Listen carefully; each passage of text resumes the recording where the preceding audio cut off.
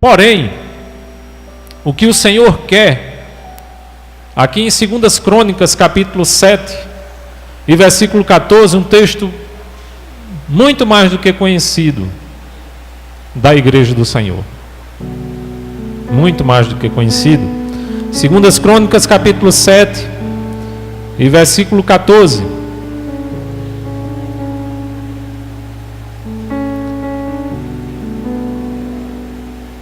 Se o meu povo, que se chama pelo meu nome, se humilhar e orar, e buscar a minha face, e se converter dos seus maus caminhos, então eu ouvirei dos céus, perdoarei o seu pecado, ou os seus pecados, e sararei a sua terra, sararei a sua vida.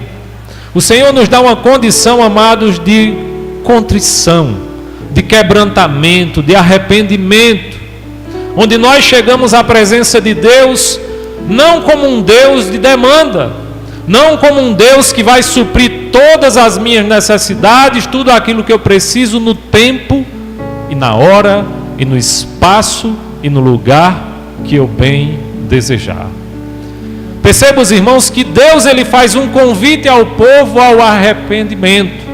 Deus ele faz um convite ao povo se humilhar, ao povo buscar, ao povo quebrantar-se, prostrar-se diante de Deus.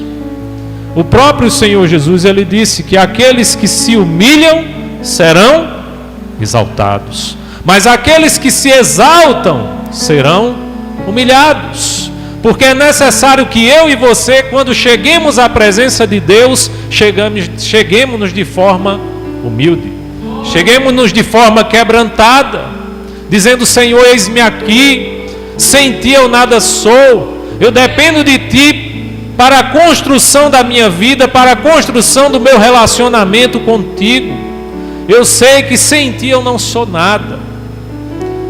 O Senhor leva aquelas pessoas, leva o povo de Israel à condição de se humilhar, à condição de buscar ao Senhor a face de Deus.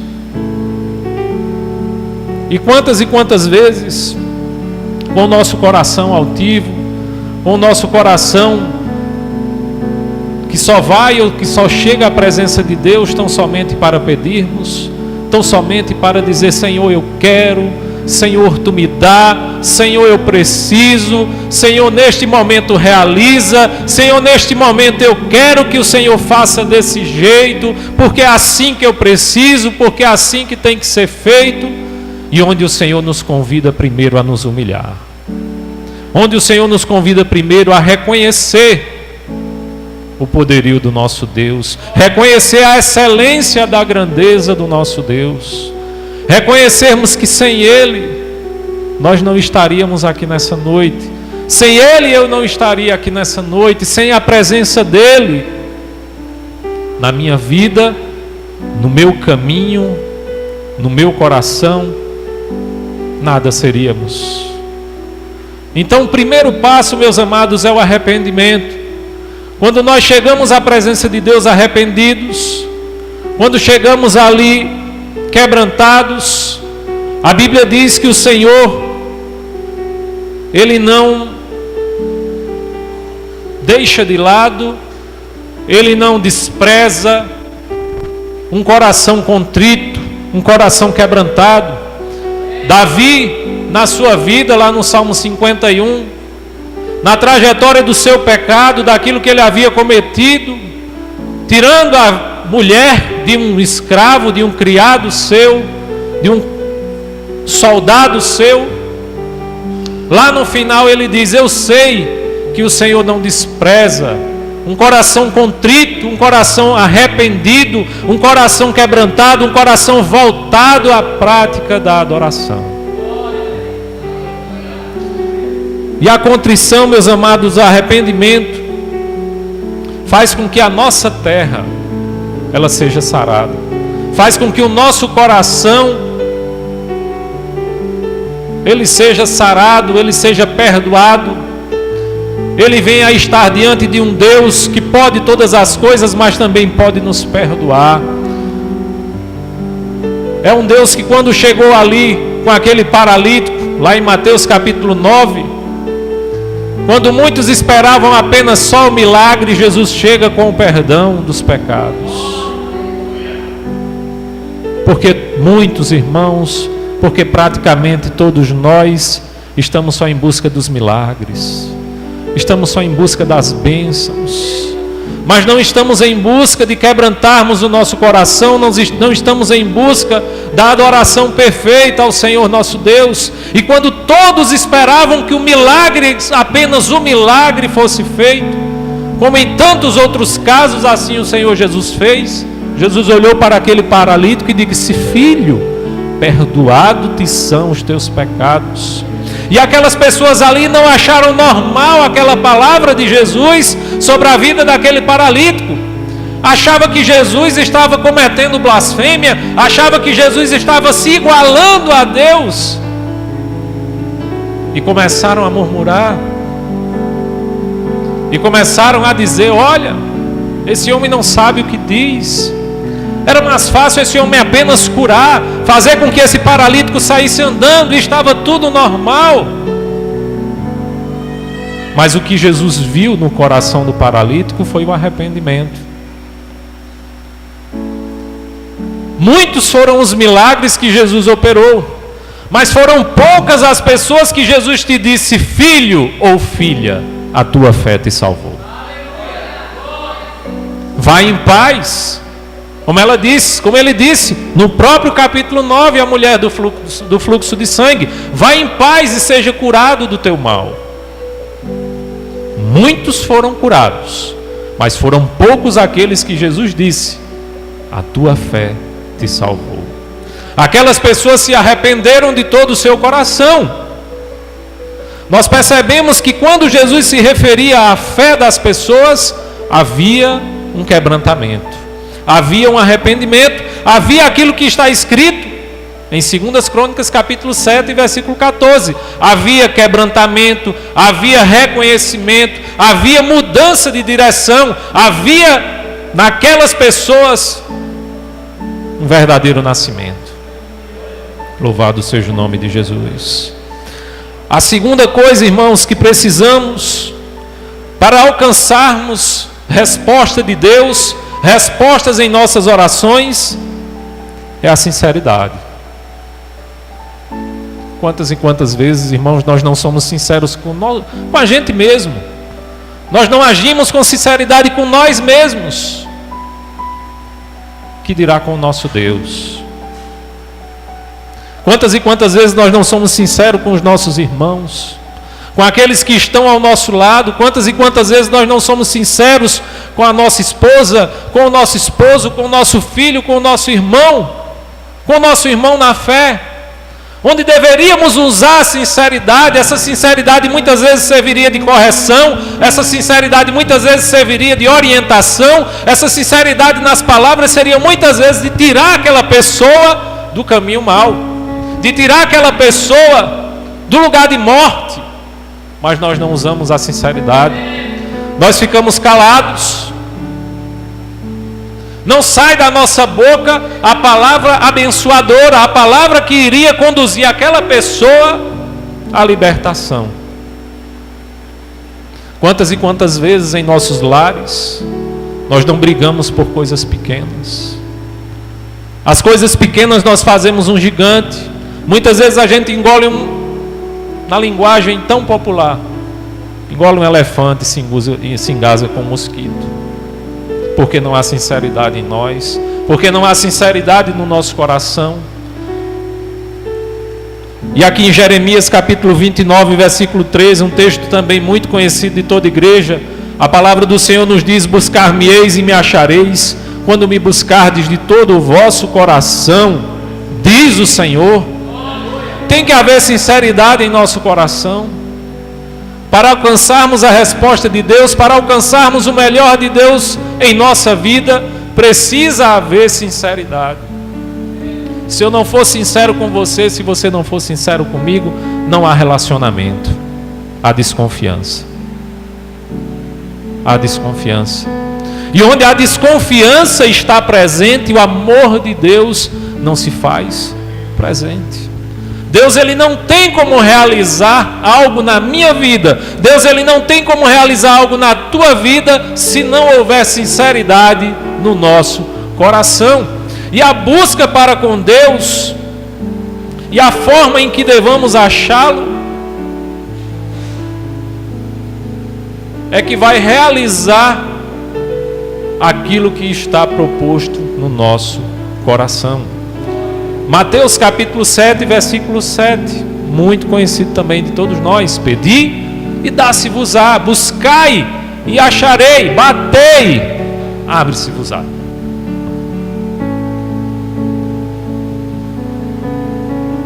Se não houver sinceridade no nosso pedir, se não houver sinceridade no nosso buscar, se não houver sinceridade no nosso bater, a porta não vai se abrir. A porta não vai se abrir. A porta não vai se abrir. Aquilo que você precisa não vai ser realizado. Porque Deus, ele conhece o nosso coração. Ele sabe quais são as intenções do nosso coração. Está lá em Romanos capítulo 8. A partir do versículo 26, o Senhor, ele vai ali. Vamos abrir capítulo 8, versículo 26 de Romanos.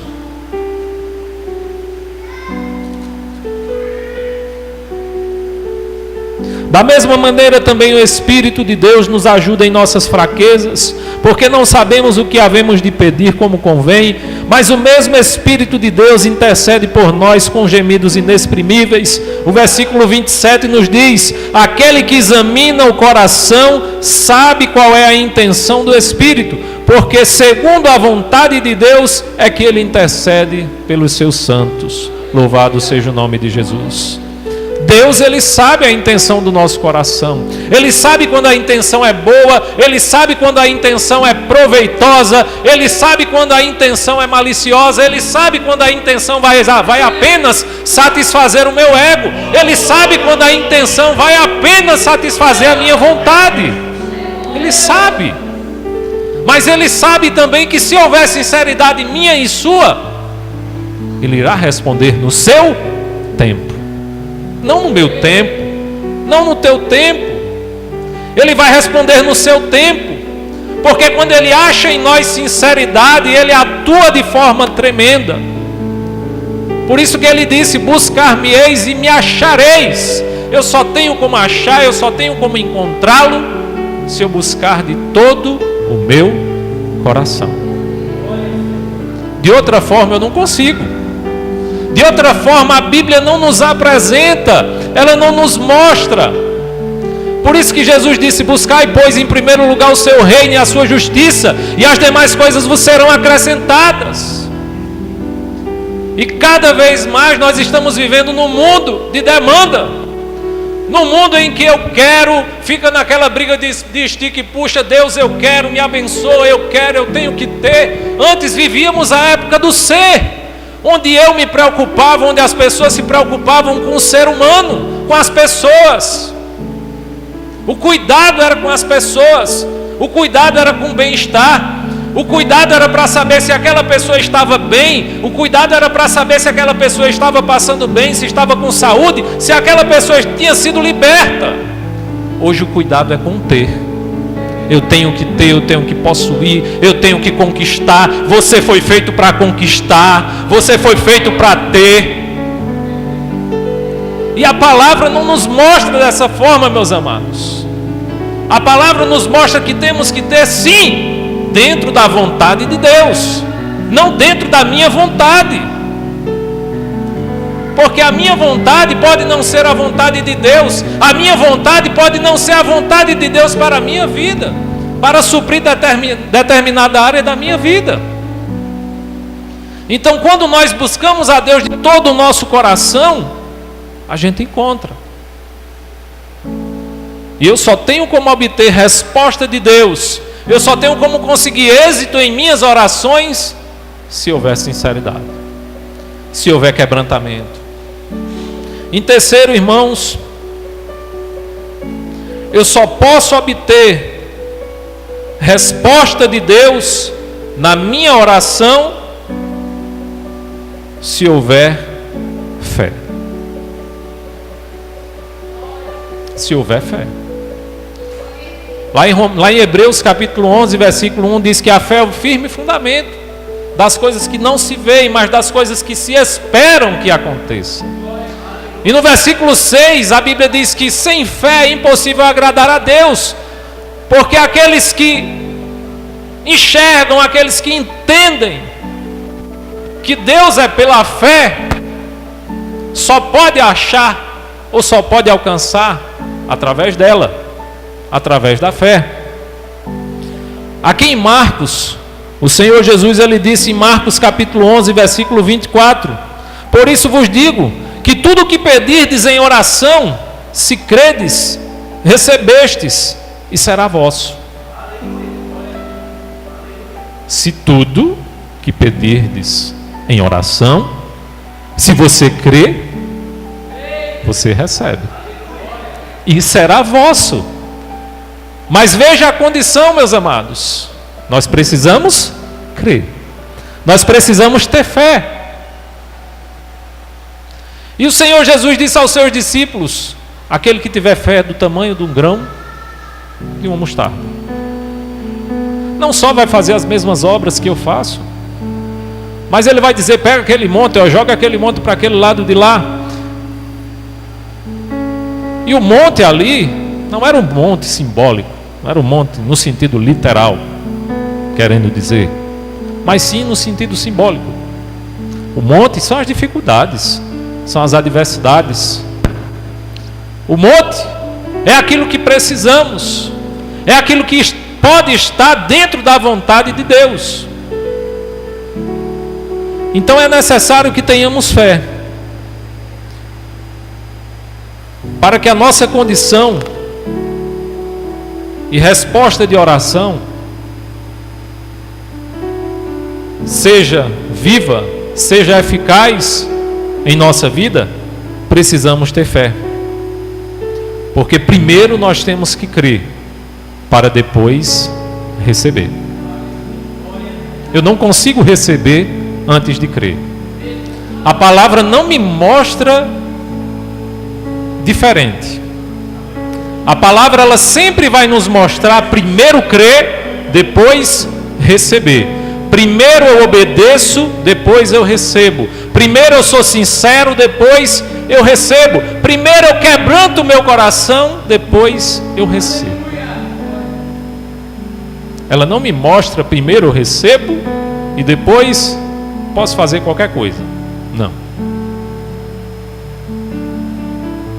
O próprio Elias, 3 anos sem chover, 3 anos e meio sobre a terra, ele chegou para uma viúva e disse o quê?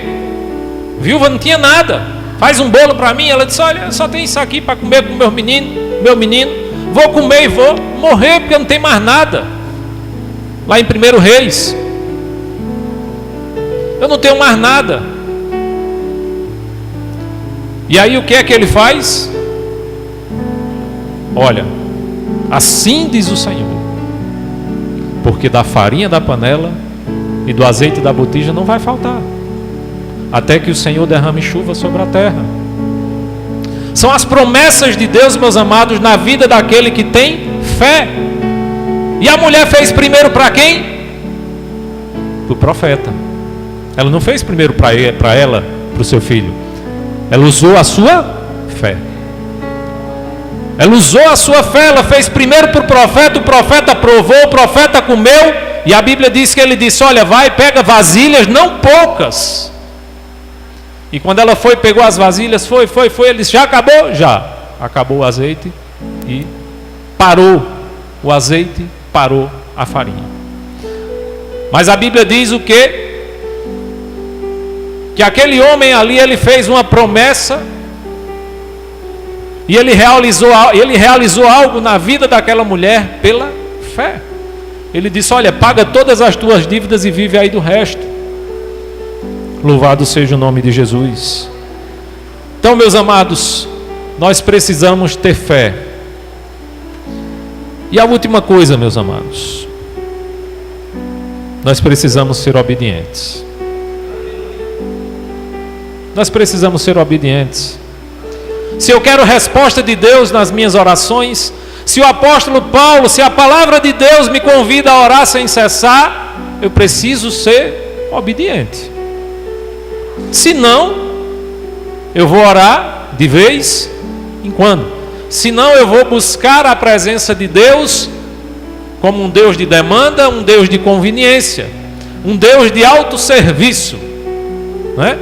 A maioria hoje dos restaurantes, dos mercados, das grandes lojas, estão se transformando em autosserviço. Existe uma grande loja e eu vou lá e pego aquilo que me convém. Eu só quero isso. Então eu vou lá, pego, pago e vou embora. Quando eu precisar de mais alguma coisa, eu vou lá naquela grande loja, pego mais outro objeto, levo, faço o meu pagamento e vou embora. Infelizmente isso tem acontecido muito nos cristãos dos dias atuais. Muitas pessoas querem servir a Deus como um Deus de demanda, onde eu preciso disso, eu vou em busca disso. Mas quando eu consigo, eu não visito mais aquela loja. Eu só visito quando eu preciso. Quando eu preciso, que eu vou e busco e faço o meu pagamento, depois eu não vou mais. Eu só vou quando eu preciso. E quantas pessoas estão perdendo o relacionamento com Deus porque têm feito de Deus um Deus de autosserviço, um Deus em que eu só vou em busca dele quando eu preciso, quando eu não preciso, quando as coisas estão bem, quando tudo está prosperando, quando nada está errado em minha vida, então não precisa buscar a Deus.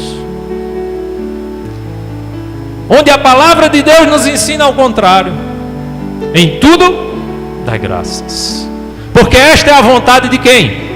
De Deus, é a vontade do Senhor, é em tudo dar graça. Está vivendo um momento bom, louvado seja o nome de Jesus, exaltado seja o nome dEle, continuarei glorificando a Ele, continuarei servindo a Ele, continuarei prostrado aos seus pés, adorando e o servindo.